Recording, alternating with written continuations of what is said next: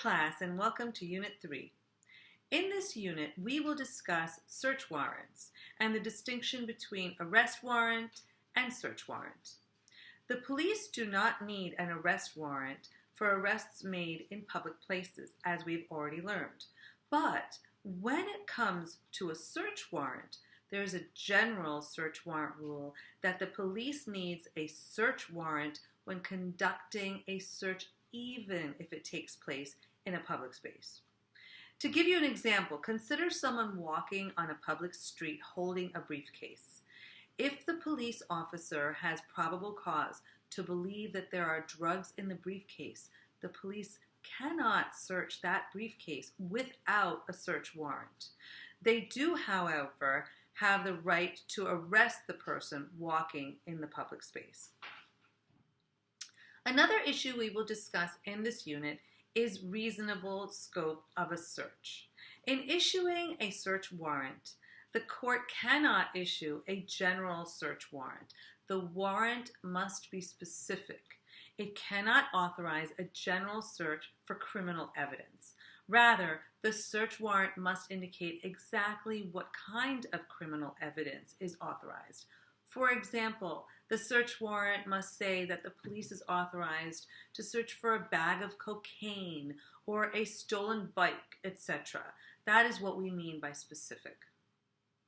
After the police officer receives the specific search warrant, they can only search places within the reasonable scope of that search. In other words, they can search for places that would reasonably house that particular piece of evidence. For example, if the search warrant says that the police can search for a bag of cocaine, that the police officer may search a cookie jar or a shoebox or a kitchen drawer, all of which are reasonable areas where a bag of cocaine can be found.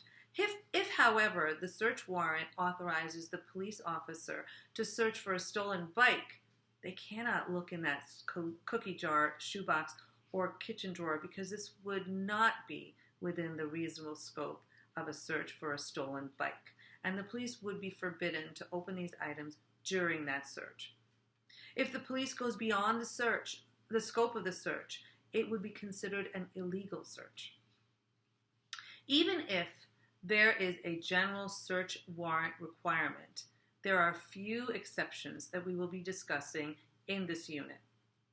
First of all, there's the exception of the search incident to arrest. Once the police has made a lawful arrest, they can then search the arrested person without obtaining a search warrant. Second is the automobile exception. If the police officers have probable cause to search the car, they can search it without a search warrant. This is because of the mobility of the car, and if the police is required to now obtain a search warrant to search that car, they may not be able to find that car once they get the search warrant. Therefore, the police is only required to have probable cause when searching a car. There's an important distinction to make between the automobile exception and the application of search incident to arrest when the person is arrested inside the automobile. Analyze what was the cause and circumstances of the arrest and search, and this will help you distinguish if there is a search incident to arrest exception or an automobile exception or neither.